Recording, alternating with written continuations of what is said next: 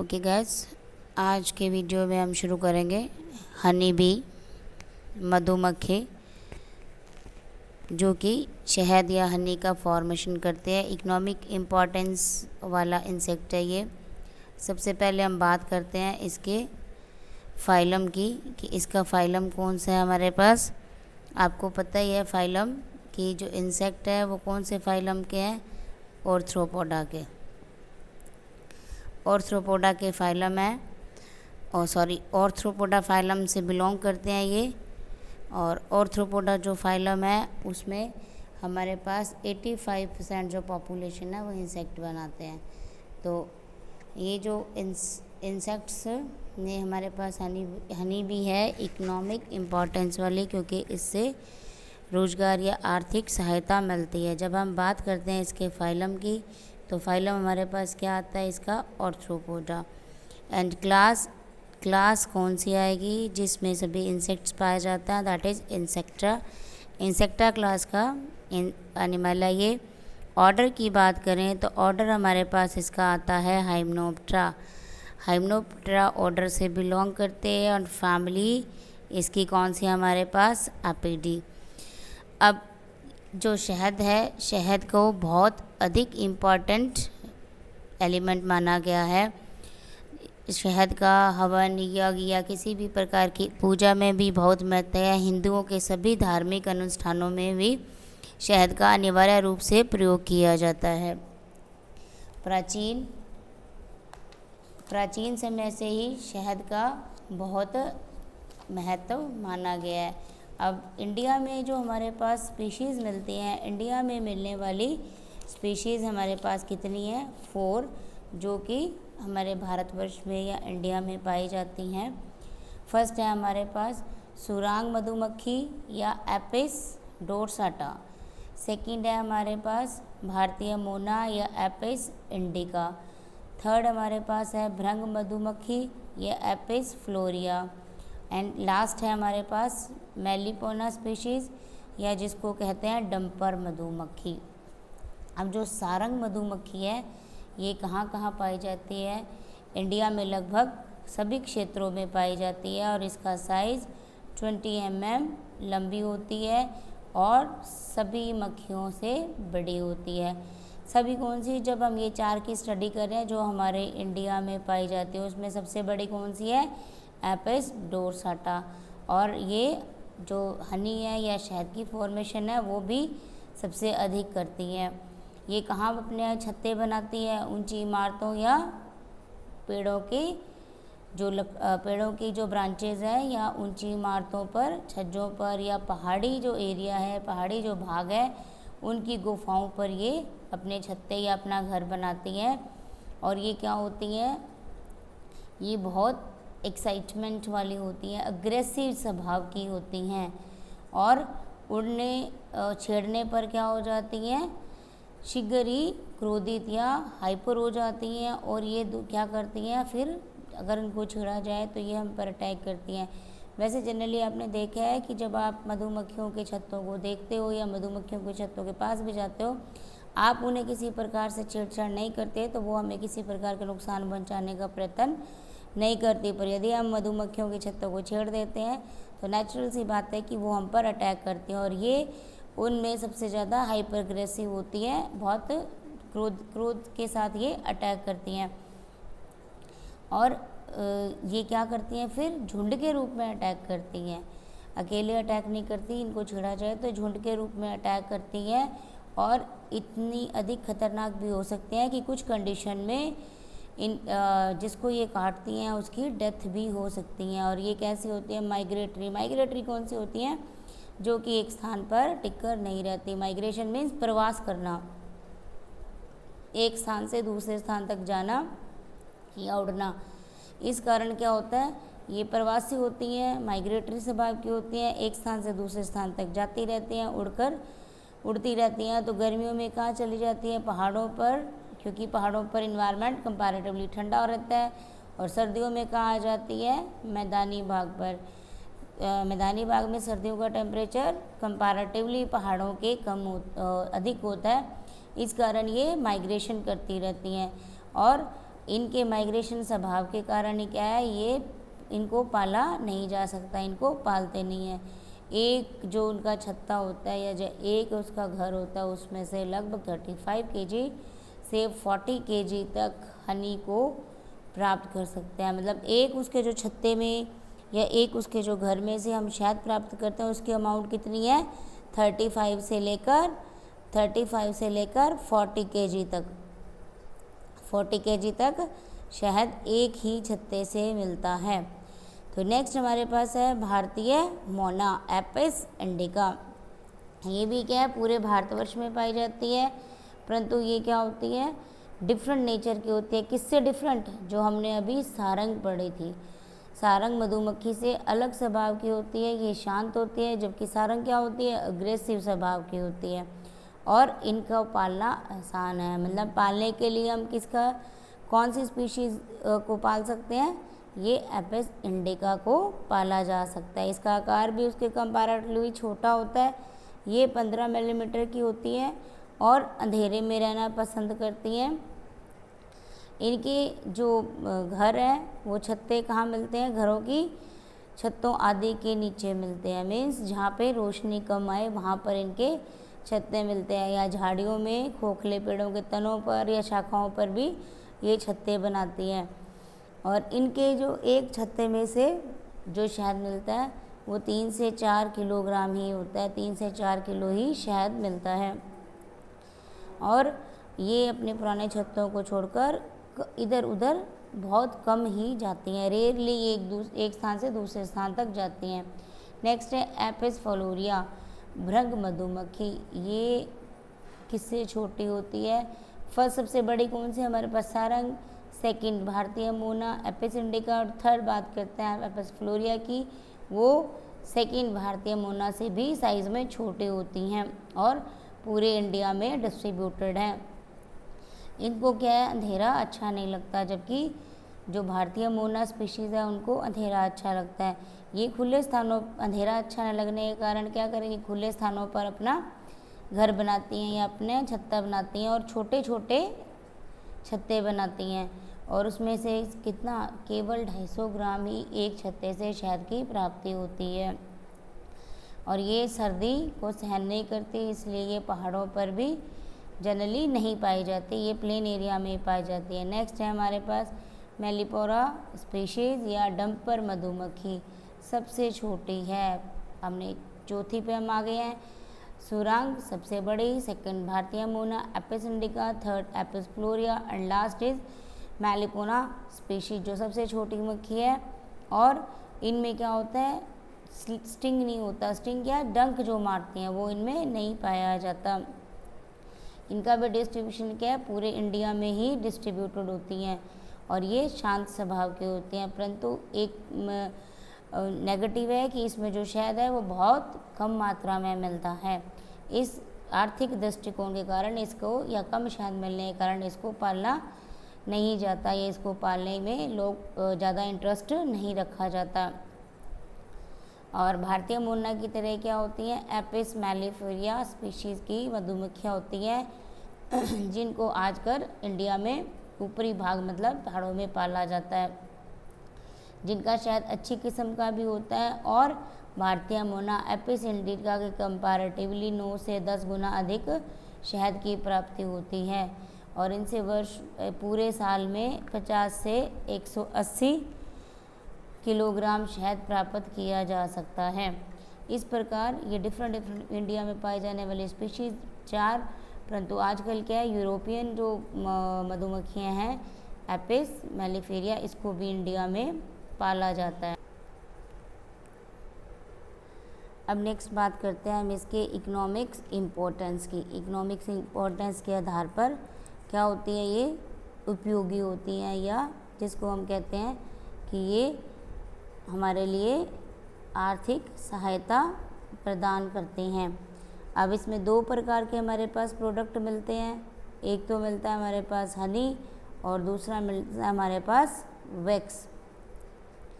अब हनी कौन सा होता है, जो कि जिसको कि आप शहद कहते हो, अब मधुमक्खियों द्वारा जो शहद बनाया जाता है वो कैसा होता है, एक रंगीन या कुछ बादामी से कलर का गाढ़ा द्रव होता है जिसमें 78% ग्लूकोज या फ्रक्टोज होती है और 17% वाटर की अमाउंट पाई जाती है और कुछ एंजाइम तथा खनिज लवण भी होते हैं। इसमें क्या होता है, शहद इसीलिए बेनिफिशियल होता है कि इसमें हमारे पास ग्लूकोज भी पाया जाता है, वाटर भी, एंड इसमें एंजाइम्स एंड खनिज लवण भी पाए जाते हैं। और शहद को इकट्ठा करने के लिए मधुमक्खियाँ क्या करती हैं, अपनी जो प्रोबोसिस है या ग्लोसा है, उसकी जीवा है, उसकी सहायता से फूलों से नेक्टर या क्रॉप जो उसका मकरंद होता है या उसका जो रस होता है उसको चूस कर भर लेती है। और जब ये चूसती हैं तो लार ग्रंथियों में आकर कुछ लार भी इस रस में मिल जाती हैं और छत्ते में पहुंचकर मधुमक्खियाँ जो क्रॉप होता है से सारा जो द्रव पदार्थ या जो रस इकट्ठा करके लाती हैं वो उनके चैम्बर्स में डाल देती हैं और उन चैम्बर्स में डालकर जब वो चैम्बर्स में डालती है तो उसको क्या कहते हैं, कच्चा हनी, कच्चा मधु कहते हैं, क्योंकि इसमें पानी की मात्रा अधिक होती है। पानी की मात्रा अधिक होने से वो कच्चा मधु कहलाता है। और पानी को सुखाने के लिए जो श्रमिक होते हैं, जो लेबरर मधुमक्खियाँ होती हैं, अभी आगे हम इसके सोशल जो साइकिल है उसमें पढ़ेंगे कि कौन कौन से इसमें इंसेक्ट की जो वर्क है या जो काम है उसको कैसे कैसे बांटा गया है या कौन कौन से किस किस तरह के इंसेक्ट्स इसके छत्ते में पाए जाते हैं। तो जो श्रमिक मधुमक्खियाँ होती हैं या जो लेबरर होते हैं वो क्या करते हैं, श्रमिक मधुमक्खियाँ उनको अपने पंखों से हवा देती हैं। किसको, जो कच्चा शहद है जिसमें पानी की मात्रा अधिक होती है उसको क्या करती हैं, वो हवा देकर क्या करती हैं, हवा देने से हवा से पानी सूख जाता है और मधु या जो शहद है वो पक जाता है और फिर मधु गोष्ठों का जो हनी चैम्बर्स हैं उनके मुंह को मोम से क्या करते हैं, बंद कर दिया जाता है और जो बंद करने के बाद जो शहद होता है वो पका हुआ शहद या बिल्कुल तैयार शहद माना जाता है। और ये क्या होता है, एक पौष्टिक पदार्थ माना जाता है और इसका जो यूज़ है वो दवाइयों में भी किया जाता है। सेकंड है हमारे पास वैक्स। फर्स्ट एक प्रोडक्ट मिलता है हमारे पास हनी और सेकंड है वैक्स या जिसको मोम कहते हैं। मधुमक्खियों के जो शारीरिक स्राव होते हैं, बॉडी से होने वाले जो सीक्रेशन है, उसमें क्या है कि ये माना जाता था कि मधुमक्खियाँ जो मकरंद लाते हैं या जो फूलों से रस को इकट्ठा करके लाती हैं उससे बनता है, परंतु ऐसा नहीं होता। जो श्रमिक होते हैं या जो वर्कर होते हैं, जो लेबरर होते हैं इस छत्ते में, वो अपने उदर से निम्न तल पर मोम ग्रंथियों से इसको सीक्रेट करते हैं। कौन, श्रमिक जो काम करने के लिए इंसेक्ट्स होते हैं उनको आगे पढ़ेंगे हम लोग इसके सोशल डिस्ट्रीब्यूशन में। तो जो श्रमिक होते हैं वो अपने उदर से सीक्रेशन करते हैं, किसका, वैक्स का, और जो उसके जो सेगमेंटेड है उसमें इकट्ठा होता जाता है। मोम भी क्या हमारे लिए बहुत इम्पॉर्टेंट है। हम इससे क्या मोमबत्तियाँ जैसे बनती हैं, क्रीम, पॉलिश, कार्बन पेपर और कुछ प्रकार के मॉडल बनाने के लिए किसका यूज़ करते हैं हम, वैक्स का या मोम का। नेक्स्ट हमारे पास है इसका पॉलिनेशन। परागण में क्या फ़ायदा करते हैं, मधुमक्खियों से होने वाला इनडायरेक्ट लाभ है क्या, पॉलिनेशन। पॉलिनेशन क्या है, पहले भी आपको बताया जा चुका है कि पॉलिनेशन एक फ्लावर के पोलन ग्रेन्स को दूसरे फ्लावर के पॉलीग्रेन्स तक पहुंचाने की क्रिया और जिससे आगे परागण हो जाता है, पॉलिनेशन हो जाता है। दो फ्लावर्स के जो पोलन ग्रेन्स हैं आपस में मिल जाते हैं, दैट्स कॉल्ड पॉलिनेशन। तो इसमें मधुमक्खियों से क्या होता है कि एक फ्लावर पर जब वो बैठती हैं और दूसरे फ्लावर जाकर दूसरे खेत में दूसरे फ्लावर पर बैठती हैं तो जो पॉलन ग्रेन्स हैं, जो परागकण है, वो उसके पैरों, लेग्स से या उसकी बॉडी से लगकर दूसरे फ्लावर तक पहुंच जाता है। नेक्स्ट है हमारे पास बी वेनस। अब बी वेनम क्या होता है, मधुमक्खी विष। मधुमक्खी विष किस प्रकार से बनता है, या मधुमक्खी के विष से क्या क्या प्रोडक्ट को बनाया जा सकता है। मधुमक्खी के विष को निकालकर होम्योपैथिक दवा बनाई जाती है, जो किस में प्रयोग की जाती है, किसी भी प्रकार की एलर्जी में होम्योपैथिक दवा का प्रयोग करता है, जो कि मधुमक्खी के विष से बनती हैं। इसके साथ ही गठिया रोग में भी मधुमक्खी के विष का प्रयोग करते हैं। अब नेक्स्ट हम बात करते हैं इसकी सोशल लाइफ की और इसकी आइडेंटिफिकेशन और उसकी लाइफ हिस्ट्री। सोशल लाइफ में क्या है कि जब मधुमक्खियाँ क्या करती हैं, एक ग्रुप में या एक कॉलोनी बनाकर रहती है ना, छत्ते में बहुत से जो इंसेक्ट्स हैं वो इकट्ठे रहते हैं या एक परिवार में रहते हैं। तो इस समूह में कई एक छत्ते में सभी छत्तों के परिवार के सदस्य होते हैं। एक परिवार के सदस्यों की संख्या 30,000 से 50,000 तक हो सकती है। मतलब एक छत्ते में जो मधुमक्खियाँ हैं, जो इंसेक्ट्स हैं, वो कितने होते हैं, 30,000 से 50,000 तक रह सकते हैं। उसमें क्या होता है, एक तो रानी होती है और 200 से 300 ड्रोन या जो मेल होते हैं, और बाकी कौन होते हैं, वर्कर। तो हमारे पास 3 तरह का डिस्ट्रीब्यूशन आ गया। एक हमारे पास है रानी, सेकंड हमारे पास आ गया एक मेल और या जिसको नर कहते हैं, और थर्ड हमारे पास आ गया वर्कर। अब वर्कर की जब बात करते हैं तो वर्कर से नाम से पता चलता है कि वर्कर हमारे पास क्या करते हैं, सारे काम को करते हैं। तो ये इसका डिस्ट्रीब्यूशन इस प्रकार से होता है, कितने, एक रानी, 200 to 300 मेल और बाकी श्रमिक। तो क्वीन कैसे बनती है, अब क्वीन का जो स्पेसिफिकेशन है वो अलग ही होगा, इसीलिए वो क्वीन कहलाएगी। नहीं तो क्या है, इंसेक्ट जब बनते हैं कॉपुलेशन के बाद नए इंसेक्ट की फॉर्मेशन होती है, तो सभी जो इंसेक्ट है वो एक समान होते हैं, परंतु कुछ ऐसे स्पेसिफिक कैरेक्टर हो जाते हैं जिससे क्या हम इसको क्वीन कहते हैं। एक जो छत्ते में हमारे पास कितनी रानी है, एक ही रानी या एक ही क्वीन होती है, जो आकार में अन्य सदस्यों से बड़ी होती है।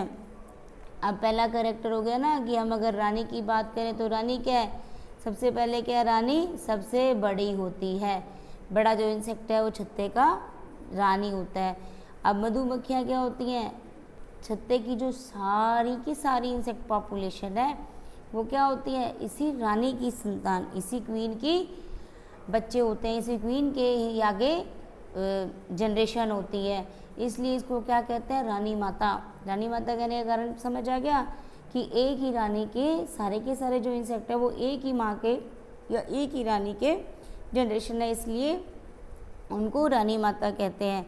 अब रानी माता में क्या होते हैं स्पेसिफिकेशन कि इनके जो रिप्रोडक्टिव ऑर्गन्स हैं वो वेल डेवलप्ड होते हैं, बड़े आकार की होती है, छोटे पंख होते हैं, और इसका जो स्टमक है या उदर है वो फूला हुआ रहता है, और ये क्या करती है, छत्ते में ही रहना पसंद करती है। और रानी मधुमक्खी का जो स्टिंग है या जो डंक जिसको कहते हैं वो डेवलप्ड नहीं होता, अविकसित प्रकार का होता है, तथा इसमें क्या होता है, ओविपोजिटर पाया जाता है, अंडरोपक पाए जाने के कारण क्या होता है, ये एग लेइंग करती है, और एग लेइंग करने से क्या होती है, ये सभी बच्चों की रानी माता कहलाती है। ये सभी जो इंसेक्ट्स है, सभी इंसेक्ट्स या हनी बी है, एक छत्ते में उसकी रानी माता कहलाती है। रानी का काम क्या होता है, रानी का काम सिर्फ और सिर्फ अंडे देने का काम है। यह अपने जीवन में शुरू से ही क्या करती है, कॉपुलेशन के लिए उड़ान, जिसको नप्चुअल फ्लाइट कहते हैं, नप्चुअल फ्लाइट करती है या कॉपुलेशन के लिए उड़ान भरती है, और कॉपुलेशन के बाद हमेशा अपने छत्ते में ही रहकर फर्टिलाइजेशन या फर्टिलाइज्ड या अनफर्टिलाइज्ड एग की लेइंग करती है। क्या करते हैं, पहले नेचुरल फ्लाइट होती है, जब इसकी लाइफ शुरू होती है, जब एडल्ट बनती है, तो नेचुरल फ्लाइट के बाद कॉपुलेशन जब हो जाता है तो एग लेइंग कहाँ करती है, अपने छत्ते में आकर, जिसमें फर्टिलाइज्ड और अनफर्टिलाइज्ड दो तरह के ये एग लेइंग करती है, ये एग देती है। और इसका जो लाइफ साइकिल है वो 2 से 5 वर्ष का ही होता है, और निषेचित अंडों से जो फर्टिलाइज्ड एग देती हैं, फर्टिलाइज्ड एग से क्या होता है, श्रमिक, रानी पुत्रियाँ, और जो अनफर्टिलाइज्ड जो एग्स होते हैं उनसे क्या बनता है हमेशा नर। 3 तरह की होगी ना हमारे पास। एक हमारे पास फर्टिलाइज्ड एग से क्या बन गया, श्रमिक, लेबरर या वर्कर हम जिसको कहते हैं। सेकंड हमारे पास क्या बन गई, जो रानी डॉटर हैं, डॉटर बन गई। और थर्ड हमारे पास क्या बन गया, मेल। मेल किससे बनता है, अनफर्टिलाइज्ड एग से। 2 तरह के एग्स हुए, फर्टिलाइज से हमारे पास क्या बन गया, श्रमिक और रानी पुत्रियाँ। और जो अनफर्टिलाइज्ड एग है उससे हमारे पास बनते हैं छत्ते में इंसेक्ट्स, नर। जो क्वीन होती है या जो रानी माता होती है उसका साइज़ क्या होता है हमारे पास, 15 से 20 मिलीमीटर साइज़ की होती है। और उसमें रिप्रोडक्शन की पावर या जनन की शक्ति पाई जाती है। और एक दिन में 2 से लेकर 2000 अंडे वह अपने पूरे जीवन में लगभग 15 लाख अंडों को देती है, या 15 लाख अंडों की एगलिंग होती है। और जिस समय ये कमज़ोर होती है तो क्या करती है, एग देना बंद कर देती है। तो वर्कर जो श्रमिक होते हैं वो इसे मार डालते हैं। मतलब जब ये बूढ़ी हो जाती है या जब इसकी रिप्रोडक्टिव जो पावर है वो ख़त्म होने लगती है, क्षीण हो जाती है ये, और एग लेइंग बंद कर देती है, तो वर्कर इसको मार देते हैं। और जो रानी पुत्रियाँ होती हैं, जो फर्टिलाइज एग से बनी हुई डॉटर्स होती हैं, जो फीमेल इंसेक्ट्स होते हैं, उनमें से किसी एक को अपनी रानी मान लेते हैं। नेक्स्ट हम बात करते हैं नर की या ड्रोन की। तो जो नर या रानी नर होता है या जो ड्रोन है वो रानी माता या जो फीमेल होती है उनकी जो हेड होती है उससे आकार में छोटे होते हैं। वो लगभग 15 से 20 mm की होती है, जबकि ये 17 mm तक ही होते हैं। और इनमें क्या होते हैं, जो जननांग हैं भली भांति विकसित होते हैं, और इनमें वैक्स ग्लैंड और जो पराग थैली है वो भी और डंक है वो भी अनुपस्थित होती हैं। और इनकी एक छत्ते में कितनी संख्या होती है, लगभग 15 से 200 तक ड्रोन या जो नर हैं वो पाए जाते हैं। और किससे बनते हैं ये पहले बता चुके हैं, ये अनिषेचित अंडों से बनते हैं।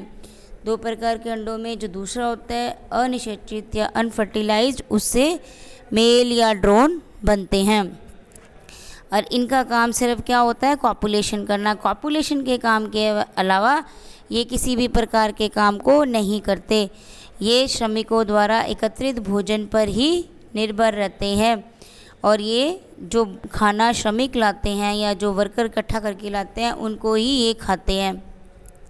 और यदि भोजन की कमी हो जाती है, किसी कारण श्रमिक भोजन कम ला पाते हैं, तो श्रमिक क्या करते हैं, इनको छतों से बाहर निकाल देते हैं, जिससे ठंड व भोजन की अनुपस्थिति में, क्योंकि छतों में रहता है तो सेफ रहते हैं, और छतों के बाहर जब इनको निकाल दिया जाता है तो नेचुरल सी बात है कि ये ठंड में रहेंगे, और ठंड में रहते हैं और भोजन नहीं मिलता क्योंकि इनको काम करने की आदत नहीं है।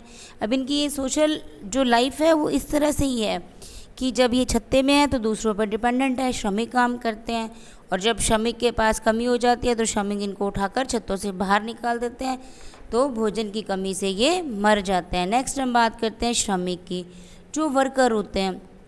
हम सबसे ज़्यादा का छत्ते के अंदर, एक छत्ते में सबसे ज़्यादा किसकी संख्या होती है, वर्कर की या श्रमिकों की संख्या पाई जाती है। और ये किससे बनते हैं, फर्टिलाइज्ड एग से बनते हैं। और फर्टिलाइज एग से क्या बनता है, ये फीमेल्स, जिनको ये होती फीमेल्स हैं लेकिन इनको रॉयल जेली खाने को नहीं मिलती, जिस कारण ये स्टेरलाइज या बांझ ही होती हैं।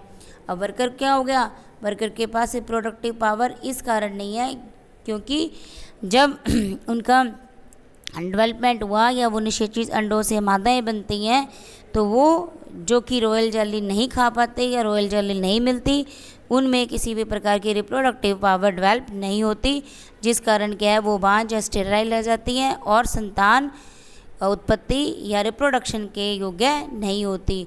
परंतु इनमें क्या होता है, किस प्रकार के कैरेक्टर होते हैं, स्पेसिफिकेशन क्या होती हैं, आकार में छोटी होती हैं, पतली, तथा इनके क्या होता है, डंक। अब आपको बात समझ आ गई है कि हमें जो मधुमक्खी डंक मारती है या जो उड़ती हैं, हम देखते हैं उड़ती हुई मधुमक्खियाँ कौन सी होती हैं हमारे पास, श्रमिक, वर्कर, अब वर्कर के पास ही डंक है, तो वर्कर जो मधुमक्खी हैं वो हमें डंक मारती हैं, और सारा काम भी कौन करते हैं? ये वर्कर्स करते हैं।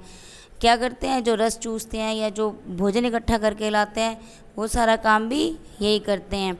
और पराग संचय के लिए इनकी जो पिछले टांगें होती हैं वो रूपांतरित होती हैं, क्योंकि छत्ते में सबसे ज़्यादा किसकी संख्या होती है? लेबरर की, तो इनके काम भी सबसे ज़्यादा ही होते हैं, जैसे नया छत्ता बनाने का काम या छत्ते की टूट फूट की मरम्मत, रस को इकट्ठा करके लाना, और छत्ते में पाए जाने वाले जो छोटे इंसेक्ट्स हैं या जिनको हम शिशु कहते हैं उनको संभालना, और सभी सदस्यों की देखभाल, जो ड्रोन है या जो रानी है वो सबकी देखरेख करना, और जो बाहर से कोई इनके शत्रु हैं या एनिमीज़ हैं उनसे भी प्रोटेक्शन करना, सब काम किसके हैं? हमारे पास वर्कर के। तो these insects are most important, कि अगर छत्ते में वर्कर्स नहीं है तो इट मीन्स किसी भी तरह का काम पॉसिबल नहीं है। रानी एक ही रानी माता कहलाती है, जो सभी काम क्या करती है? उनका काम है सिर्फ एग लेइंग करना और बच्चों का जन्म का काम करना, संतान उत्पत्ति करना, नई जनरेशन को बनाना। और ड्रोन का काम क्या है? सिर्फ कॉपुलेशन करना, और वो फीमेल जो है हमारे पास रानी माता के साथ सिर्फ कॉपुलेशन के काम करने तक ही एक स्पेसिफिकेशन उसके काम की है। अब जो श्रमिक मधुमक्खियाँ या जो वर्कर हैं वो क्या करती हैं? बाहर घूमने जाती हैं, और बाहर पहले क्या करती हैं? पौधों, जो ऐसे पौधे ढूंढते हैं जिनके ऊपर फ्लावरिंग हुई होती है, और वहाँ से ये उसका रस या उसका पराग इकट्ठा करके लाती हैं। इसके लिए क्या दो मधुमक्खियों के जो ग्रुप है दो कार्यों के लिए विभाजित रहते हैं। पहला तो क्या होता है? जो खोज करता है, खोजी दल कहलाता है, जो जगह ढूंढ के आता है या जो जहाँ पे फूल युक्त पौधे होते हैं उस स्थान की सर्च करता है, उस स्थान को खोज कर लाता है। और सेकंड क्या होता है? दूसरा उसको इकट्ठा करके लाता है पराग को। तो जो खोजी दल है वो निश्चित दूरी तक जाता है और घूमकर भोजन का स्थान या जहाँ भोजन की उपलब्धता है उसकी दिशा, दूरी और सबकी सूचना कैसे देता है? एक विशेष प्रकार के डांस द्वारा उस सूचना को दूसरे ग्रुप तक पहुंचाया जाता है, जिसे वेगल डांस कहते हैं। और कुछ भोजन का अंश और उसकी सुगंध को शरीर से चिपकाकर भी पराग जो इकट्ठा करने वाले वर्कर हैं, इंसेक्ट्स हैं, उनको सूचना दे दी जाती है, जिससे क्या होता है? पराग इकट्ठा करने वाले जो इंसेक्ट्स हैं वो उस स्थान तक उस पराग को इकट्ठा करने के लिए पहुंच जाती है। नेक्स्ट बात करते हैं हम लाइफ हिस्ट्री। लाइफ हिस्ट्री कैसी है इसकी, कि इसका जो वर्क डिवीज़न है वो तो हमें समझ आ गया कि इसमें रानी है, इसमें ड्रोन है, इसमें वर्कर हैं। कौन कौन से किस फर्टिलाइज एग से बनते हैं और कुछ अनफर्टिलाइज एग से बनते हैं। तो इसमें जो वंश वृद्धि का काम है वो आपको पता है कौन करता है? रानी माता। संतान उत्पत्ति मीन्स वंश वृद्धि का काम एक ही इंसेक्ट जो रानी माता कहलाती है वो करती है। अब कब होता है? बसंत अथवा शरद ऋतु के आते ही रानी माता नर उत्पन्न करती है, और नर उत्पन्न होते ही रानी माता अपने छत्ते के पुराने सदस्यों को छोड़ देती है और उड़ जाती है। उसके बाद क्या होता है? पुराने छत्ते से नए नर रानी पुत्रियाँ और श्रमिक निकलते हैं। अब क्या काम करती है? जो रानी माता है, जो इनकी हेड है फीमेल, वो क्या करती है? जैसे ही बसंत ऋतु या शरद ऋतु आती है तो मेल को जन्म देकर या मेल जो इंसेक्ट्स के बनने के बाद उस छत्ते को छोड़कर उड़ जाती है, और फिर उसमें से जो है कौन कौन से सदस्य बनते हैं? इसके बाद उसमें क्या बनते हैं? नए तो मेल बनते हैं, ड्रोन जो होते हैं नर, और रानी पुत्रियाँ, क्वीन डॉटर्स और वर्कर निकलते हैं। रानी पुत्री सबसे पहले निकलती है। वह एक जो रानी पुत्रियाँ बनती है उसमें जो सबसे पहली रानी पुत्री बनती है वह क्या करती है? एक स्पेशल आवाज़ को निकालती है, ध्वनि करती है, और रानी पुत्रियों को निकलने से पहले ही मार डालती है। और इस प्रकार क्या करती है? अकेले हो जाने के कारण वो उस छत्ते की रानी बन जाती है और फिर नेचुरल फ्लाइट करती है या मैथन उड़ान भरती है। अब समझ आ गया कहाँ से स्टार्ट हुआ कि जो पुरानी रानी माता है वो क्या करती है, छत्ते को छोड़ देती है। कि कब छोड़ देती है, जब एक ड्रोन या एक नर बन जाता है और उस छत्ते में फिर छत्तों के पुराने सदस्यों को लेकर उड़ जाती है, और नया जो छत्ता जो पुराने छत्ते में रह जाते हैं उसमें का किस किस की नई डेवलपमेंट हो जाती है या नई इंसेक्ट बन जाते हैं, उस छत्ते में नए नर बन जाते हैं, रानी पुत्रियाँ बन जाती हैं और श्रमिक बनते हैं। अब पुराने तो उड़ गए, अब नए जो बने उसमें क्या प्रोसेस होता है, जो पहली रानी पुत्री बनती है वो एक क्या करती है, बाकी बनने वाली रानी पुत्रियों को ख़त्म कर देती है और अपना स्थायित्व स्थापित कर लेती है, वो रानी माता कहलाती है। और फिर वो मैथुन उड़ान भरती है या नेप्चुरल फ्लाइट करती है। अब नेक्स्ट हम देखते हैं कि नेप्चुरल फ्लाइट क्या होती है या मैथुन उड़ान क्या होती है। जो हमारे पास रानी पुत्री है या जो क्वीन डॉटर है वो 3 दिन के बाद ही नेप्चुरल फ्लाइट करती है या मैथुन के लिए उड़ान भरती है, और उसके पीछे क्या होता है, बहुत से जो मेल इंसेक्ट्स हैं या मेल बीज हैं वो उसके पीछे पीछे ही उड़ते हैं और आपस में लड़ते हैं, और जो उनमें लास्ट तक बच जाता है सारी फाइट के बाद, वो उस फीमेल या वो उस रानी पुत्री या जो क्वीन डॉटर होती है उससे कॉपुलेशन करता है। और कॉपुलेशन के बाद क्या करते हैं कि जो मेल है उसके जो जेनेट के अवयव हैं वो मादा के जेनेटेलिया में सेट हो जाते हैं, और फिर क्या होता है कि जब वापस छत्तों में वापस आते हैं रानी, तो श्रमिक या खुद से ही उस मेल या उस ड्रोन को फेंक देते हैं। कॉपुलेशन फ्लाइट होती है। कॉपुलेशन फ्लाइट जब ख़त्म होती है, रानी उस ड्रोन के साथ ही छत्ते के अंदर एंटर करती है और उस ड्रोन को या उस नर को रानी अपने आप या उस छत्ते के श्रमिक फेंक देते हैं। नेक्स्ट है हमारे पास ओवी पोजीशन या अंड निक्षेपण। इसको देखते हैं हम। अंड निक्षेपण क्या होता है कि कुछ समय बाद क्या होता है, जो रानी पुत्री होती है वो एग लेइंग या अंडा देना शुरू कर देती है। अब अंडे देने के कारण सब इसको क्या कहते हैं कि रानी माता कहने लगते हैं। रानी माता कहते हैं, और एक ही चैम्बर में एक अंडा देते हैं। आपने देखा है कभी छत्ते को गौर से, उसमें इस प्रकार से छोटे छोटे चैम्बर बने होते हैं। कभी अगर आपको मौका मिले तो अब देखना, ये आपस में जुड़े हुए छोटे छोटे चैम्बर मिले होंगे। अगर कोई छत्ता गिरा हुआ हो, आपने कभी देखा हो, तो उस चैम्बर में क्या होता है, एक जो चैम्बर है उसमें एक एग को ही दिया जाता है, एक एग को एक चैम्बर में छोड़ दिया जाता है। और उसके बाद क्या होता है, जो ये एग होते हैं ये 3 या 4 दिनों में इनसे ग्रब या जो लट जिसको कहते हो वो निकलता है। अब एग जो लट या जो लार्वा होता है वो कब निकलता है, 3 से 4 दिनों में। आपको डायग्राम में दिखाई दे रहा है, ये हमारे पास क्या है, वर्कर्स, और ये हमारे पास क्वीन, और ये हमारे पास ड्रोन। अब ये क्या होता है, क्वीन और इसका कॉपुलेशन होता है, और कॉपुलेशन से क्या होता है, लार्वा, एग से लार्वा बनता है, लार्वा से प्यूपा फॉर्मेशन होती है। आपको ये डायग्राम में दिखाया गया है कि ये एक चैम्बर के अंदर, ये देखो एक षटकोणीय है चैम्बर या कोस्ट बने हैं, इसके अंदर एग लेइंग होती है और ये लार्वा की फॉर्मेशन, और ये प्यूपा, ये आपको दिखाया गया है कि यहाँ लार्वा बना हुआ है और यहाँ पे प्यूपा बना हुआ है। और ये क्या होता है, हमारे पास फर्टिलाइज एग जो होते हैं उससे फिर आगे हमारे पास वर्कर। फर्टिलाइज एग से क्या बनते हैं, एक तो वर्कर बनते हैं और दूसरा हमारे पास ये क्वीन बनती है। और जो अनफर्टिलाइज्ड एग होते हैं, जो ये एग है अनफर्टिलाइज, जो फर्टिलाइज नहीं होते, उससे हमारे पास ये नर या ये ड्रोन बनता है।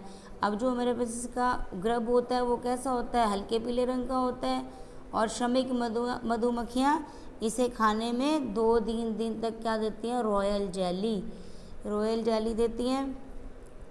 और रॉयल जेली जो खाने को दी जाती है वो क्या होती है, 5-6 दिनों में उस रॉयल जेली से ये ग्रब विकसित होकर कोशावस्था या प्यूपा में बदल जाता है। अब वो जो प्यूपा बना होता है, ये जो प्यूपेशन होता है, कोकून बना होता है, वो क्या करता है, पूर्ण विकसित होने पर अपने चारों ओर एक कोकून बनता है ना, ये देखो जो ग्रब है वो अपने चारों ओर क्या बनाएगा, कोकून। उस फॉर्मेशन को हम या उस स्ट्रक्चर को हम प्यूपा बोलते हैं। तो ये जो कोकून होता है वो क्या करता है, 7 से 14 दिन की अवस्था में रहता है। 7 से 14 दिन तक ये कोशावस्था रहती है, एक जगह कोकून स्टेज रहती है। उसके बाद इसमें से क्या होता है, प्रौढ़ या जो एडल्ट है वो निकल जाता है। और इसमें अब देखते हैं कि जो रानी है वो कितने दिन में, उसका क्या होता है, अंडकाल 3 दिन का। और गर्भ काल कब होता है, या उसका जो लार्वा है वो 5 से 5.5 दिन तक रहता है। उसकी जो कोशावस्था है, उसकी जो प्रिपरेशन फॉर्म है 7 से 7.5 दिन तक। और टोटल 15 to 16 डेज में हमारे पास इसका एडल्ट बन जाता है। और बात करें जब हम वर्कर की, तो वर्कर में क्या है, 3 दिन में अंडकाल रहता है। ये डेवलपमेंट स्टेज बताई जा रही है कि जो एग लेइंग होती है, जो फर्टिलाइज और अनफर्टिलाइज एग है, उनसे कितने कितने दिन में रानी, कितने दिन में श्रमिक और कितने दिन में नर बनते हैं। तो 3 दिन में अंडकाल रहता है। फिर उसके बाद 5 से 6 दिन तक का गर्भकाल, लार्वा जो होता है। उसके बाद इसका प्यूपेशन फॉर्म या प्यूपा 10 से 15 दिन, और 18 से 20 दिन के अंदर क्या बन जाते हैं, श्रमिक। जब हम ड्रोन की बात करते हैं तो 3 दिन में अंडकाल रहता है। फिर गर्भकाल 6 से 6.5 दिन तक, 14 से 14.5 दिन तक कोशावस्था, और 23 से 24 दिन तक क्या बन जाता है, इसका एडल्ट ड्रोन का या एडल्ट ड्रोन बन जाता है। तो इस प्रकार क्या है, इसकी ये सारी लाइफ साइकिल पूरा होता है। और उसके बाद नेक्स्ट वीडियो में हम देखेंगे कि इसका जो वर्क प्लान है या जो ये काम करते हैं, किस किस प्रकार ये काम करते हैं और किस प्रकार ये माइग्रेशन करते हैं। नेक्स्ट हम वीडियो में इस सबको स्टडी करेंगे।